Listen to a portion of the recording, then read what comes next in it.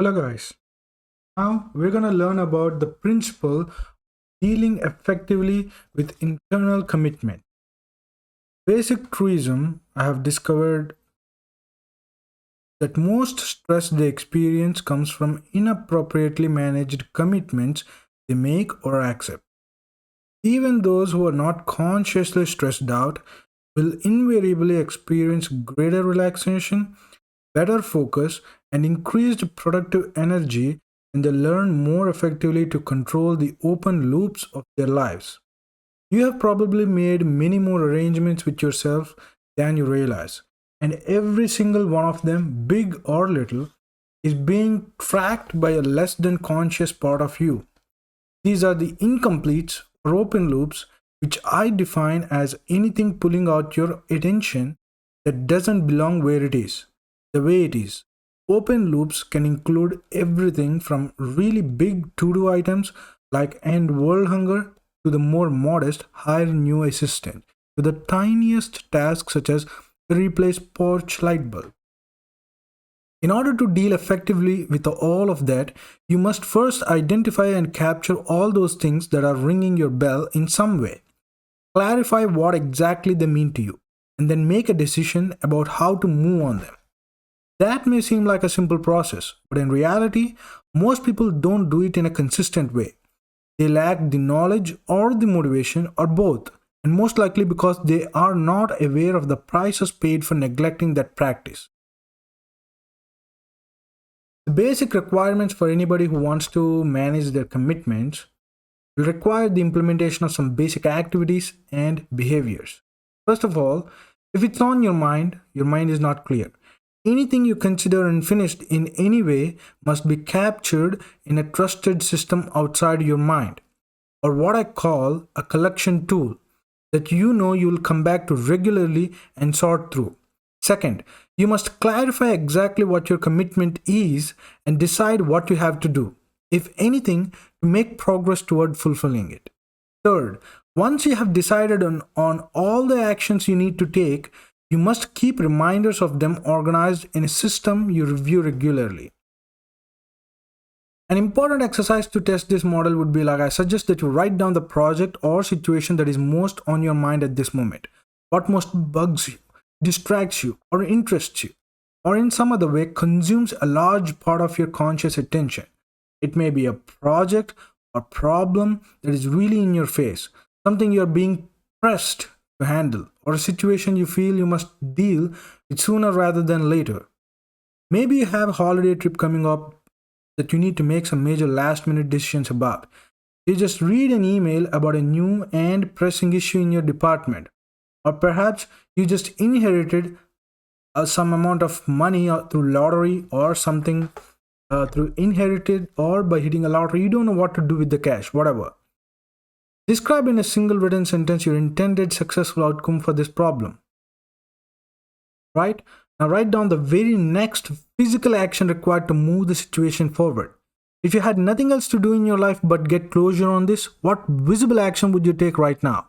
Would you call or text someone, write an email, take pen and paper and brainstorm about it, surf the web for data, buy nails at the Harvard store, talk about it face to face with your partner, your assistant, your attorney, your boss? What? Got the answer to that? Good. Was there any value for you in those 2 minutes of thinking? If you're like the vast majority of people who complete the drill in our seminars, you'll be experiencing at least a tiny bit of enhanced control, relaxation, and focus. You'll also be feeling more motivated to actually do something about that situation you have merely been thinking about till now. Imagine that motivation magnified 1,000-fold as a way to live and work. If anything at all positive happened for you in this little exercise, think about this. What changed? What happened to create that improved condition within your own experience? The situation itself is no further along, at least in the physical world. It is certainly not finished yet. What probably happened is that you acquired a clearer definition of the outcome desired, the next action required. What did change is the most important element for clarity, focus, and peace of mind. How you are engaged with your world. But what created that? Not getting organized or setting priorities, or the answer is thinking. Not a lot. just enough to solidify your commitment about a discrete pressure or opportunity and the resources required dealing with it.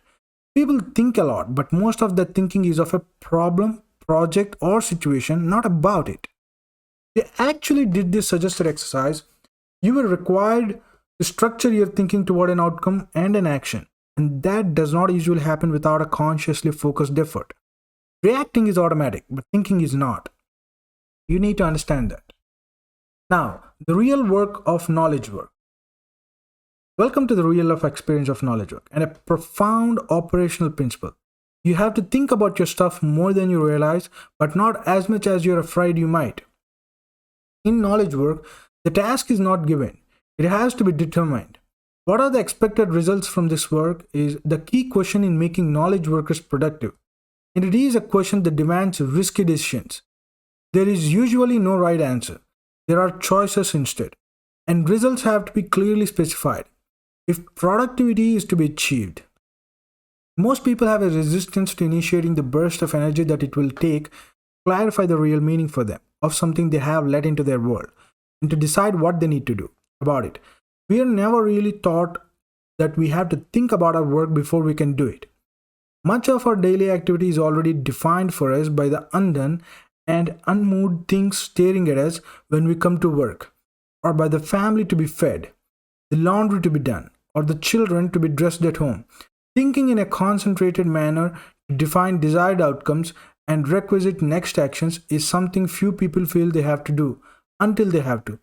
But in truth, it is the most effective means available for making wishes a reality. Why things are on your mind? That is the first question.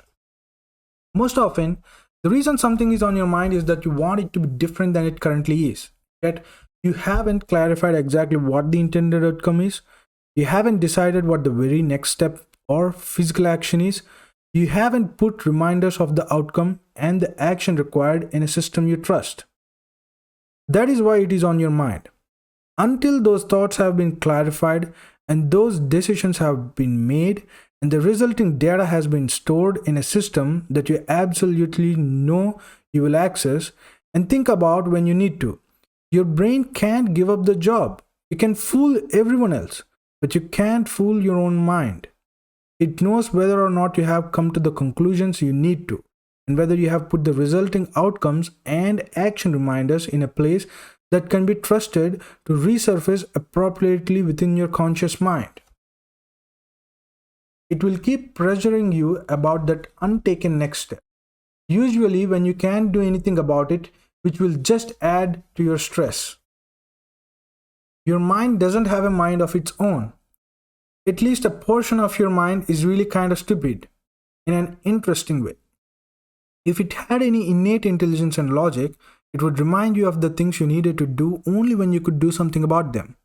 Do you have a flashlight somewhere with dead batteries in it? When does your mind tend to remind you that you need more batteries? Notice the dead ones. But that is not very smart. So most people let their reactive mental process run a lot of the show, especially where the too much to do syndrome is concerned. You have probably given over a lot of your stuff, a lot of your open loops, to an entity on your inner committee that is incapable of dealing with those things effectively the way they are, your mind. Research has now proven that a significant part of your psyche cannot help but keep track of your open loops, and not as an intelligent, positive motivator, but as a detractor from anything else you need or want to think about, diminishing your capacity to perform. The transformation of stuff. Let me just define stuff. Anything you have allowed into your mind, psychological or physical world that doesn't belong where it is, but for which you haven't yet determined what exactly it means to you, with the desired outcome and the next action step. The reason most organizing systems haven't worked for most people is that they haven't yet transformed all the stuff they are trying to organize. As long as it is still stuff, it is not controllable.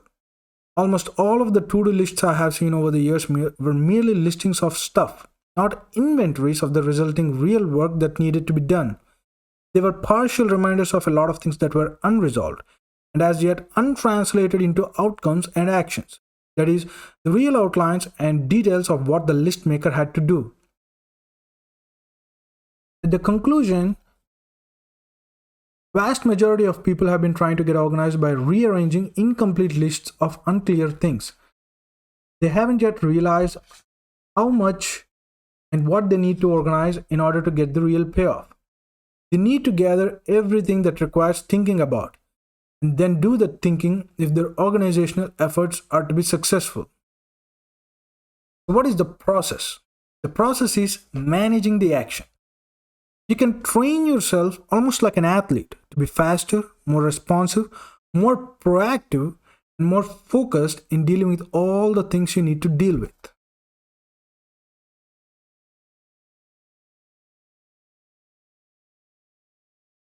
You can think more effectively and manage the results with more ease and control.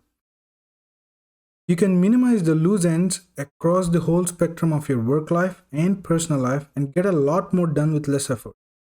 And you can make front-end decision making about all the stuff you collect and create standard operating procedure for living and working in this millennium. Before you can achieve any of that though, you will need to get in the habit of keeping nothing on your mind. The way to do that, as we have seen, is not by managing time, information, or priorities. After all, you don't manage 5 minutes and wind up with 6. You don't manage information overload, otherwise you would walk into a library and die, or the first time you connected to the web, you would blow up.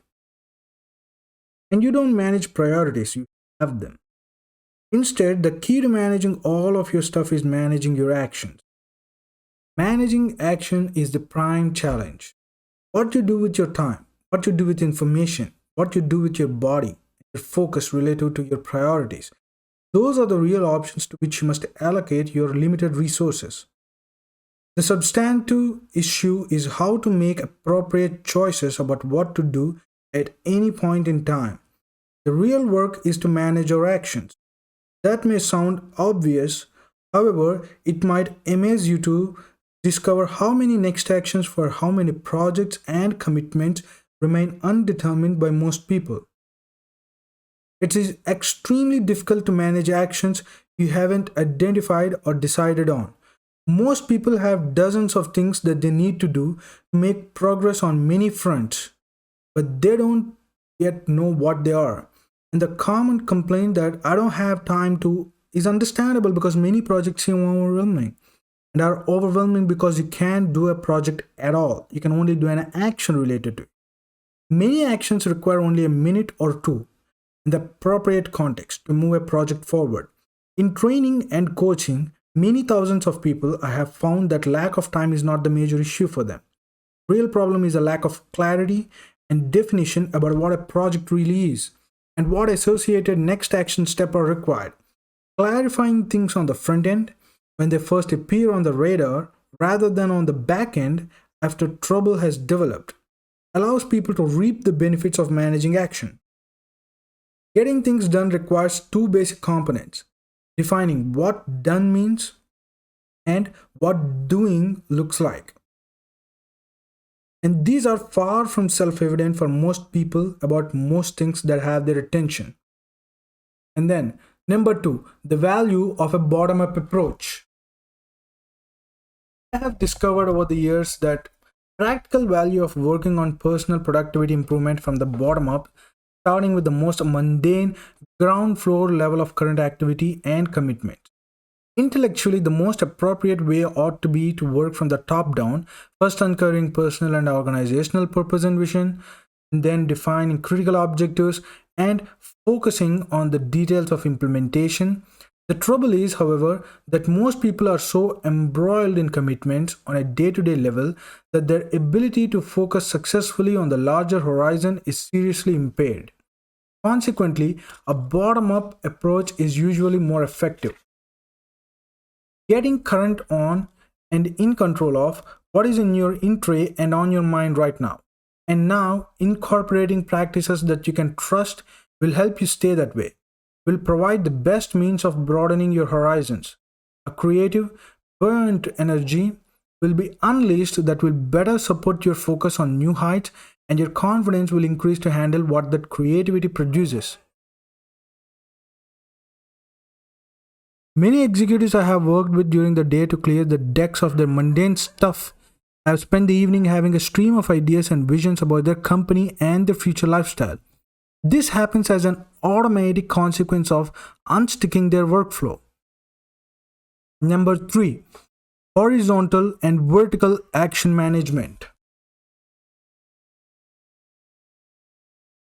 You need to control commitments, projects, and actions in two ways, horizontally and vertically. Horizontal control maintains coherence across all the activities in which you're involved. Imagine your psyche constantly scanning your environment like a police radar. It may land on any of 1,000 different items that invite or demand your attention during any 24-hour period. The drugstore, your daughter's boyfriend, the board meeting, your Aunt Martha, an incoming text message, the strategic plan, lunch, a wilting plant in the office, an upset customer, shoes that need shining. You need to buy stamps, figure out what to do about the presentation tomorrow.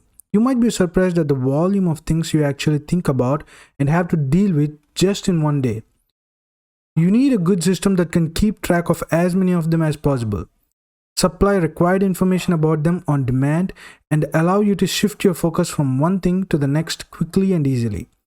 Vertical control, in contrast, manages thinking, development, and coordination of individual topics and projects. For example, your inner police radar lands on your next vacation as you and your life partner talk about it over dinner. Where and when you will go, what you will do, how to prepare for the trip, and so on.